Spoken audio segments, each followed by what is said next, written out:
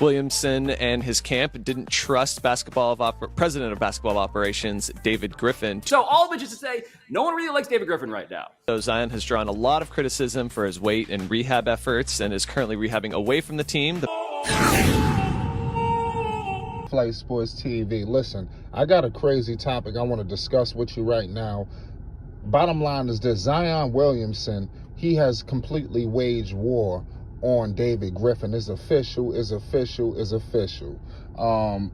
Listen, we're going to get all into everything. It's so crazy what's going on, man. Bottom line is Zion, it's just, we all knew this was coming. We knew it. You know, Zion Williamson, man, he's running up amok in New Orleans. I think more and more as these horrendous stories come out, I think it's evident that I think there's a little bit something more going on than just some knick-knack injuries. I really think it's something real going on here with Zion Williamson and the Pelicans, where I'm starting to believe I'm starting to discredit the severity of some of these injuries. Is it really that serious? Or once he gets to a new destination, he just gonna magically, be back ready to work?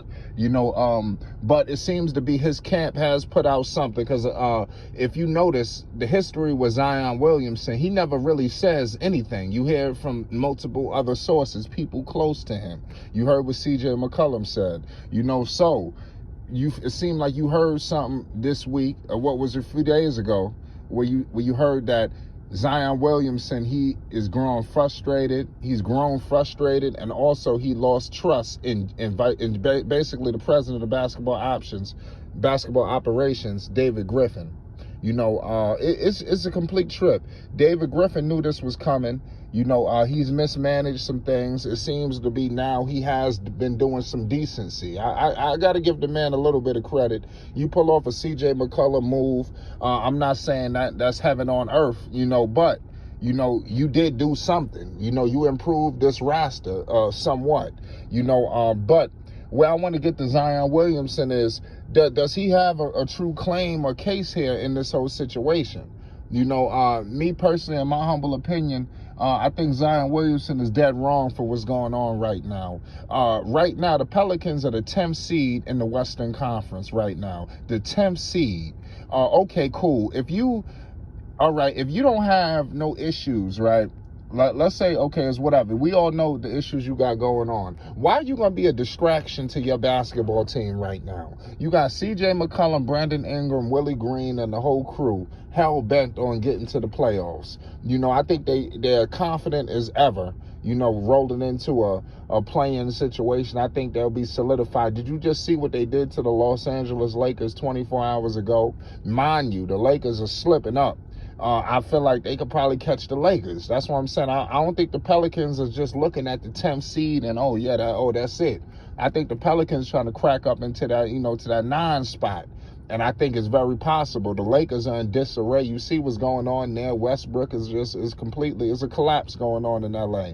They're getting into it with the fans. I mean, it's a mess. It's only a matter of time before the Lakers completely crumble. Who's sitting right there under the Lakers? The Pelicans.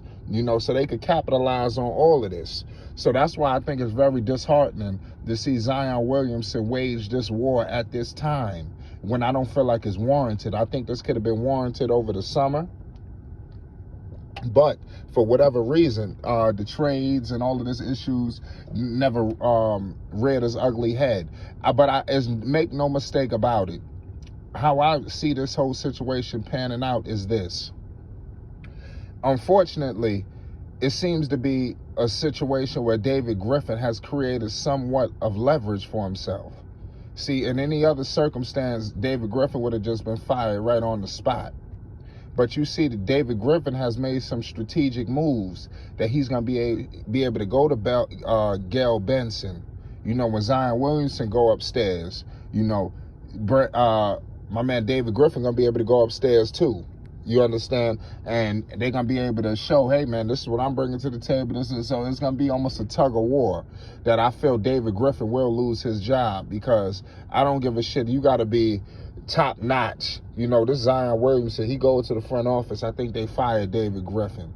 I think right now the only reason why it hasn't happened yet is due to the whole situation with the Pelicans and, like I said, the camaraderie that's growing here. You know, so Gail Benson got a terrible decision to make.